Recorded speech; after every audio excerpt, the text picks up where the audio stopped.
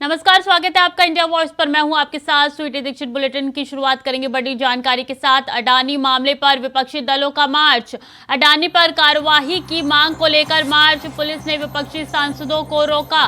विजय चौक पर विपक्ष के मार्च को रोका गया। बड़ी जानकारी दे रहे हैं। अडानी मामले पर कार्रवाई को लेकर ये मार्च किया जा रहा है। बड़ी जानकारी, सभी विपक्षी पार्टियां ये मार्च कर रही है और कार्रवाई को लेकर ये मार्च किया जा रहा है। अडानी पे तो अडानी का मुद्दा एक बार फिर से गरमाता हुआ नजर आ रहा है और अडानी पर कार्रवाई की मांग को लेकर मार्च किया जा रहा है विपक्षी पार्टियों का। आपको बता दें कि ईडी के दफ्तर तक ये मार्च होगा। बड़ी जानकारी दे रहे हैं कि विपक्ष के मार्च को रोका गया है। विजय चौक से ईडी के दफ्तर तक ये मार्च होना था, जिसको रोक दिया गया है। विजय चौक पर विपक्ष के मार्च को रोका गया। इस वक्त की बड़ी खबर है, अडानी पर कार्रवाई की मांग को लेकर ये मार्च किया जा रहा था, जिसको रोक दिया गया है। अडानी मामले पर विपक्षी दलों का मार्च। बता दें, विजय चौक से ईडी के दफ्तर तक ये मार्च होना है और जिसको बीच में रोक दिया गया है। तो विपक्ष के मार्च को रोक दिया गया है। पुलिस ने विपक्षी सांसदों को रोका है। बता दें, 18 विपक्षी दल जो है ये मार्च कर रहे थे और जिसको पुलिस ने बीच रास्ते में रोक दिया है। तो विजय चौक से ये मार्च शुरू होना था और ईडी के दफ्तर तक जाना था। विजय चौक और ईडी के दफ्तर दोनों ही जगह सुरक्षा के पुख्ता इंतजाम कर लिए गए थे। भारी पुलिस की मौजूदगी थी, वहां भारी पुलिस बल वहां पे मौजूद था और अब देखिए इसको बीच रास्ते में रोक दिया गया। बड़ी जानकारी आपके साथ साझा करें। विजय चौक पर विपक्ष के मार्च को रोका गया है और विपक्षी पार्टी जो है इस मार्च को कर रही है। बता दें, 18 विपक्षी दल इस मार्च को कर रहे हैं। जानकारी दे दें कि अडानी मुद्दे को लेकर जो है ये विपक्षी पार्टी मार्च कर रही है। बड़ी जानकारी दे रहे हैं, अडानी मामले पर विपक्षी दलों का मार्च है जो कि बीच में रोक दिया है पुलिस ने और अडानी पर कार्रवाई की मांग को लेकर ये मार्च किया जा रहा है। अब अडानी का मुद्दा जो है गरमाता हुआ नजर आ रहा है। सभी विपक्षी पार्टी जो है अब सड़क पर उतर पड़े हैं। इसी चक्कर में विजय चौक से ईडी तक मार्च निकाला जा रहा है। जानकारी दे रही कि दोनों ही जगह सुरक्षा के पुख्ता इंतजाम कर लिए गए हैं। भारी पुलिस की मौजूदगी भी दिख रही है। तस्वीरों में भी साफ देखा जा सकता है किस तरीके से पुलिस वहां पे मौजूद दिख रही है। और इसी के साथ जानकारी दे दें कि विपक्षी पार्टी का जो मार्च था वो पुलिस ने बीच में रोक दिया है। तो विजय चौक से ये मार्च ईडी के दफ्तर तक होना था, जो कि बीच में रोक दिया गया है। और बता दें, अडानी मामले के में ये जो था मार्च होना था, जिसको रोक दिया गया है पुलिस के द्वारा।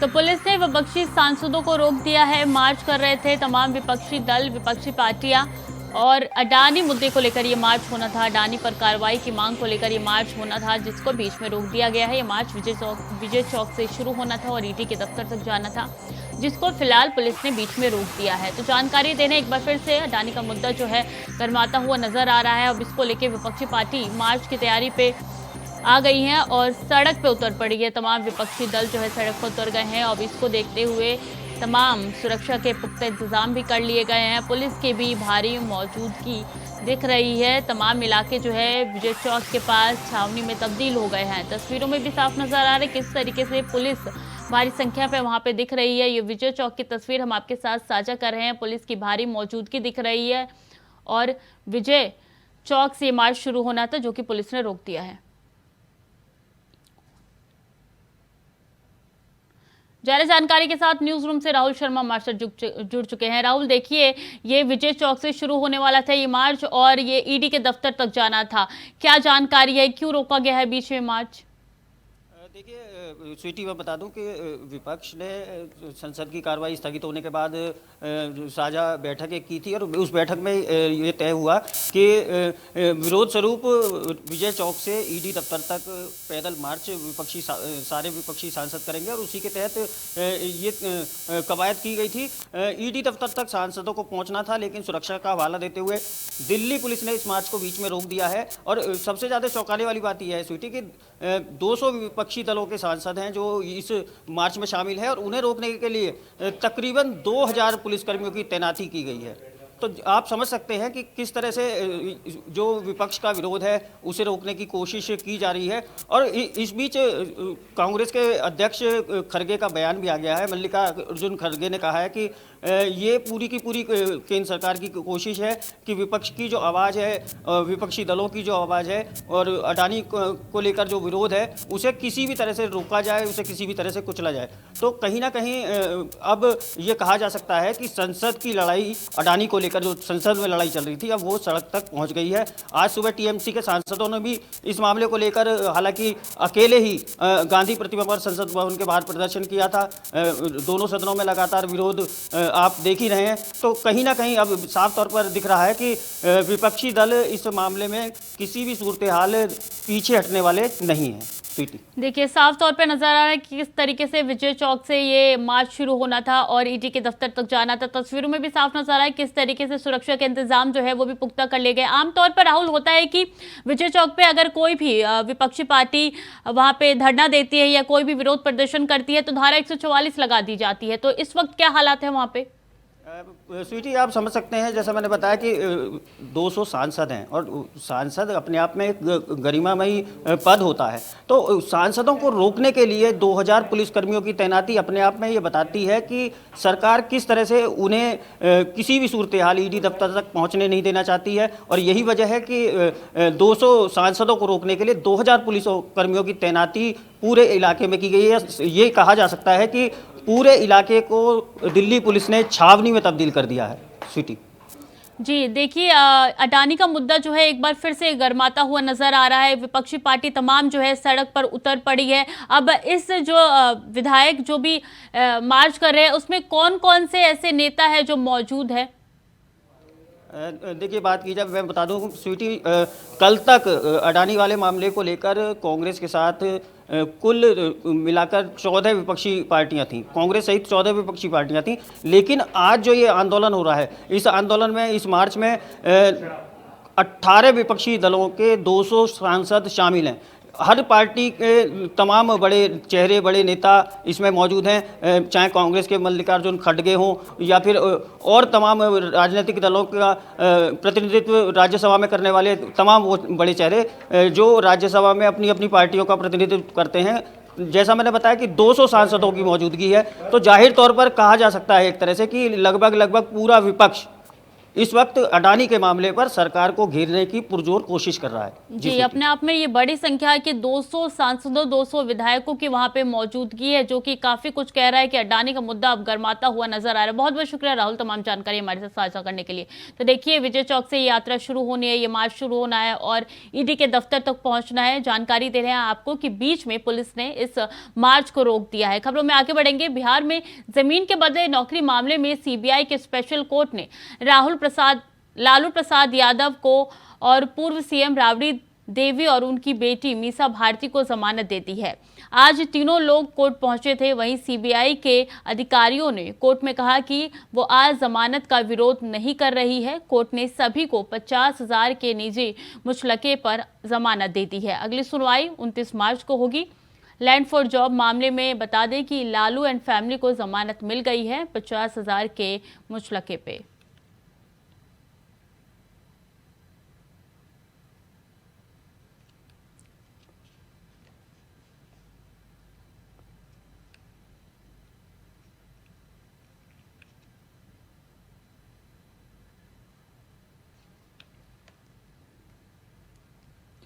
और बड़ी जानकारी, बिहार विधानसभा में लड्डू को लेकर हंगामा हुआ। बीजेपी विधायक पर लड्डू फेंकने का आरोप। आरजेडी विधायक सीबीआई के फैसले पर बांट रही थी लड्डू। बड़ी जानकारी दे रहे हैं, बिहार विधानसभा में लड्डू को लेकर हंगामा देखने को मिला।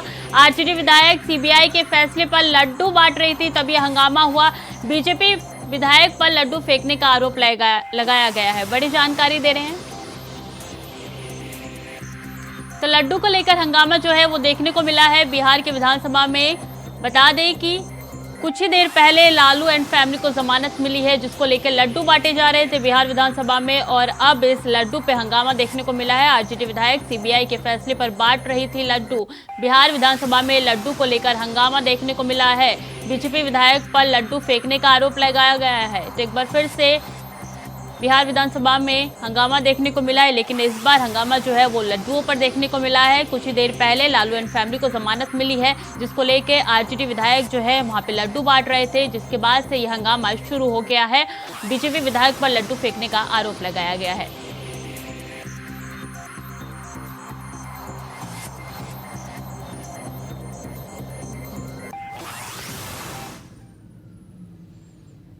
खबरों में आगे बढ़ेंगे। मध्य प्रदेश के विदिशा में बंदरों के पीछे भाग रहा एक 7 साल का बालक मंगलवार को बोरीवेल में गिरने से मौत हो गई।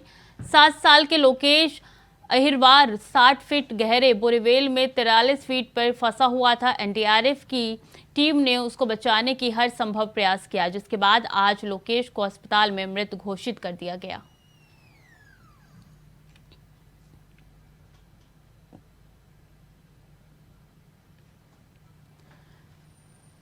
और लोकेश के मृत्यु पे शिवराज सिंह ने जो है वो मुआवजे का ऐलान किया है।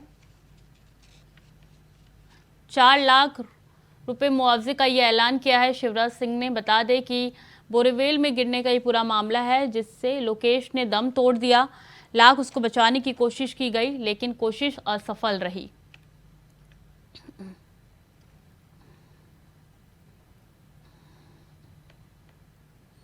और केंद्रीय मंत्री स्मृति ईरानी ने संसद में राहुल गांधी पर हो रहे कार्यवाही पर क्या कुछ कहा, आइए सुनवाते हैं। भारत की लोकतांत्रिक व्यवस्थाओं की धज्जियां उड़ाते हुए राहुल गांधी ने ये खेद व्यक्त किया कि क्यों विदेशी ताकतें आकर भारत पर धावा नहीं बोलती। उनका द्वेष प्रधानमंत्री मोदी जी के लिए भारत के प्रति द्वेष में तब्दील हो चुका है। मैं आज राहुल गांधी से पूछना चाहती हूं, आपने जाकर विदेश में कहा कि आपको हिंदुस्तान की किसी यूनिवर्सिटी में बोलने का अधिकार नहीं, तो 2016 में देश की राजधानी में एक यूनिवर्सिटी में जाकर इस बात तक का आपने समर्थन कर दिया जब नारा लगा भारत तेरे टुकड़े होंगे। वो क्या था राहुल गांधी? अपनी यात्रा में आपने स्वीकार किया जम्मू में 1 महीने पहले कि भारत में शांति है, सौहार्द है। उनको एक ऐसा व्यक्ति नहीं मिला जिसने कहा हो कि उनके प्रति कटुता का भाव है। तो आप झूठ कब बोल रहे थे राहुल गांधी? लंदन में कि हिंदुस्तान में? आपने इस बात को भी एक विदेशी संस्थान में चर्चा के संदर्भ में रखा कि आपको अपने लोकतांत्रिक अधिकारों का देश की संसद में हनन होते दिख रहा है।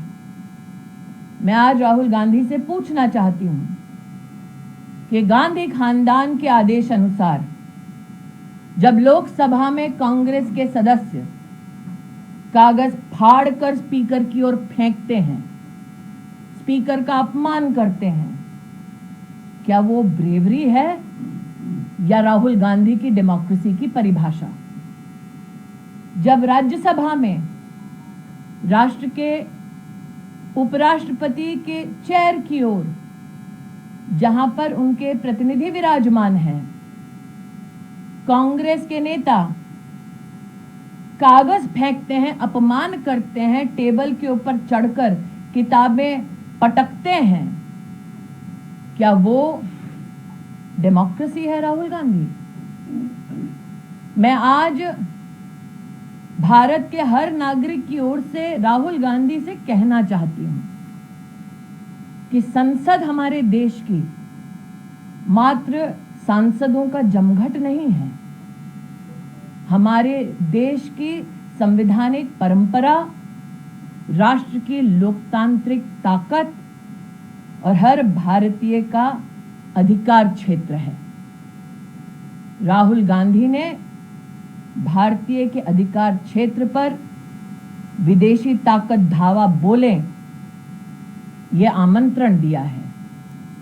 राहुल गांधी ने विदेशी ताकत आके भारतीय संसदीय परंपरा को छिन्न भिन्न कर दें, यह आह्वान किया है।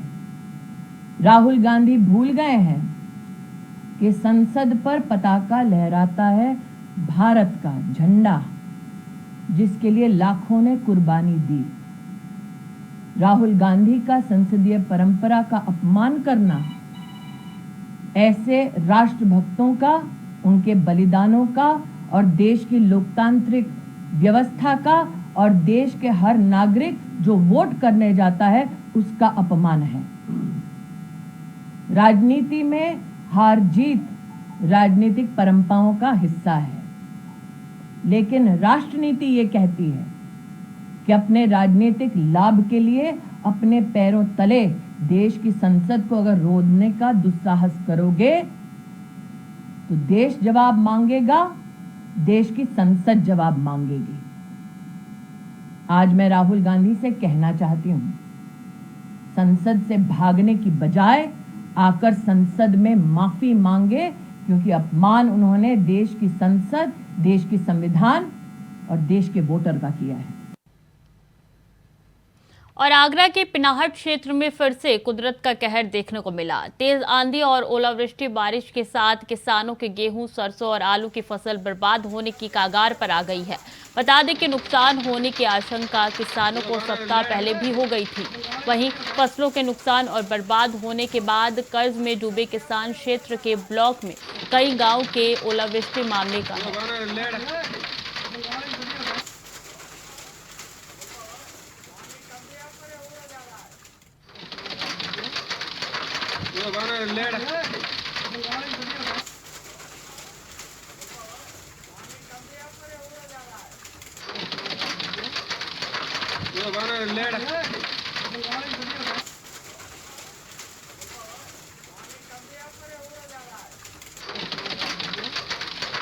तो आगरा के पिनाहट क्षेत्र में कुदरत का कहर देखने को मिला है, जिसकी वजह से किसानों को भारी नुकसान हो रहा है। बता दें आलू की फसलें बर्बाद हो रही है, जिसकी आशंका जो है किसानों को पहले से पड़ गई थी।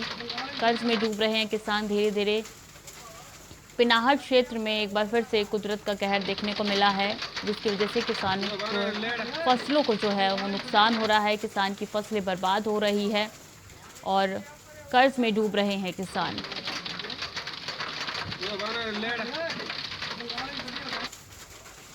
बिन मौसम बरसात से, बिन मौसम ओलावृष्टि से किसानों को भारी नुकसान हो रहा है।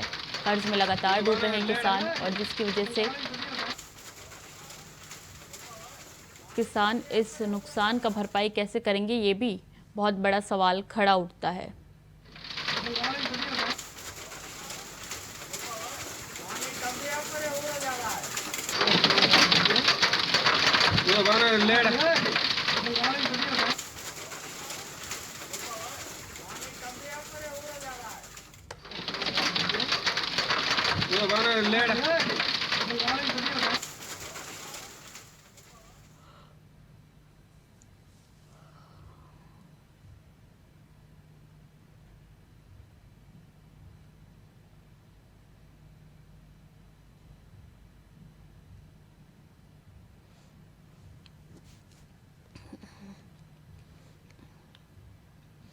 और बदायूं में घर के सामने कूड़ा डालने के विवाद को लेकर दबंगों ने विधवा के घर में घुसकर लाठी डंडों से मारपीट की, जिसमें विधवा और उसकी नाबालिग बेटी घायल हो गई। वहीं विधवा और उसकी बेटी का आरोप है कि मौके पर मौजूद पुलिस ने उसकी एक नहीं सुनी और उन्हें थाने से भगा दिया।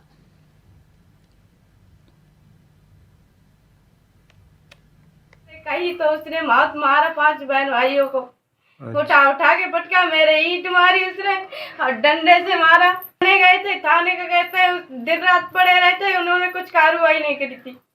पुलिस वालों ने भगा दिया जाके कहीं भी जाओ तो उसी गंदगी फैलाते हैं दरवाजे के सामने। उससे खबरों में आगे बढ़ेंगे। कानपुर में एक उन्नाव के डॉक्टर की गोली मारकर हत्या कर दी। बताया जा रहा है कि डॉक्टर गौरव सिंह अपने ससुराल आए थे, लेकिन घर तक नहीं पहुंच पाए, जिसके बाद पत्नी प्रियंका सिंह ने पुलिस को इसकी जानकारी दी। इसके बाद पुलिस ने महाराजपुर थाना क्षेत्र के रूमा में मिला डॉक्टर का खून से लथपथ शव बरामद किया।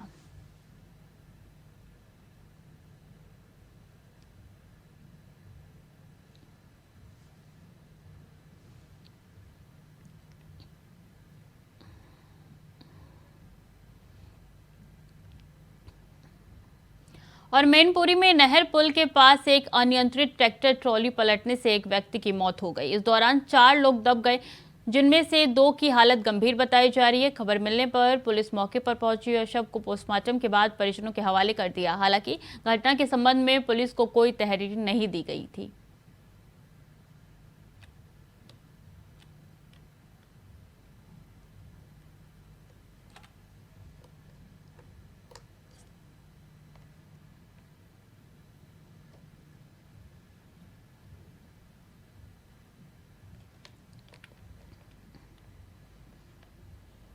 अगली खबर का रुख करते हैं। शिवपाल सिंह यादव ने सहकारिता समिति चुनाव को लेकर एक बड़ा बयान दिया है, जिसमें उन्होंने कहा है कि जो भी चुनाव हो रहे हैं ये चुनाव नहीं है। मैनपुरी से लेकर पूरे प्रदेश में कहीं भी किसी को नामांकन नहीं करने दिया जा रहा है। इसके साथ ही रामनवमी पर होने वाले रामचरितमानस के पाठ को लेकर कहा कि पहले भी कथा और भागवत जनता अपने आप करती थी। हमारा देश धर्मनिरपेक्ष देश है और सभी को अपना धर्म मनाने का अधिकार है। ये सब जनता पर छोड़ देना चाहिए।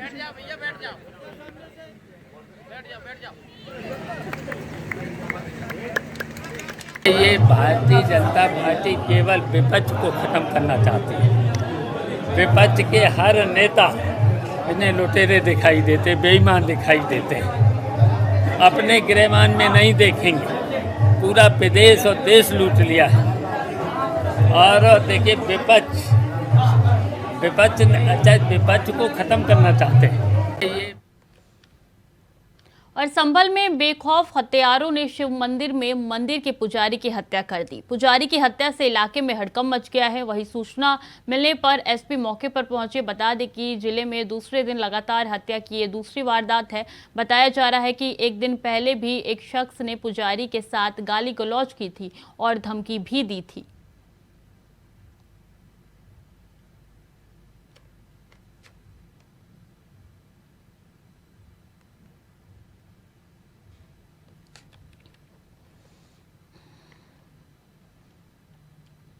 तो वहीं अमरोहा में चोरों के हौसले बुलंद होते हुए नजर आ रहे हैं, जहां एक सेल्समैन की बाइक से पैसे से भरा बैग को लेकर फरार हो गया। ये पूरी घटना सीसीटीवी कैमरे में कैद हो गई, जिसके बाद सेलमैन ने घटना की जानकारी पुलिस को दी और पुलिस मामले की जांच पड़ताल में जुट गई है।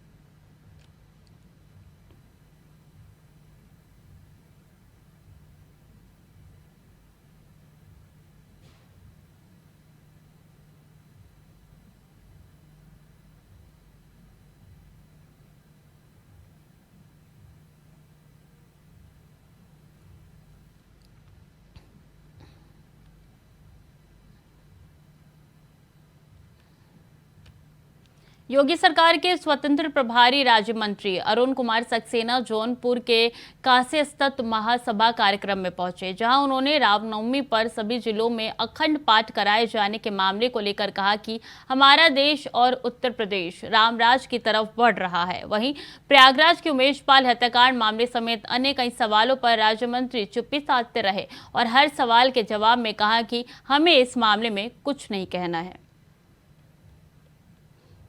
देखिए, अगर व्यापक कार्यक्रम होता है तो अच्छा कार्यक्रम है। रामनवमी रामचंद्र जी का जन्मदिवस है और आज हमारा पूरा देश और प्रदेश राम राज्य की ओर बढ़ रहा है। राम राज्य की ओर बढ़ना। फिलहाल के बुलेटिन में इतना ही। बाकी खबरों के लिए बने रहिए इंडिया वॉइस के साथ।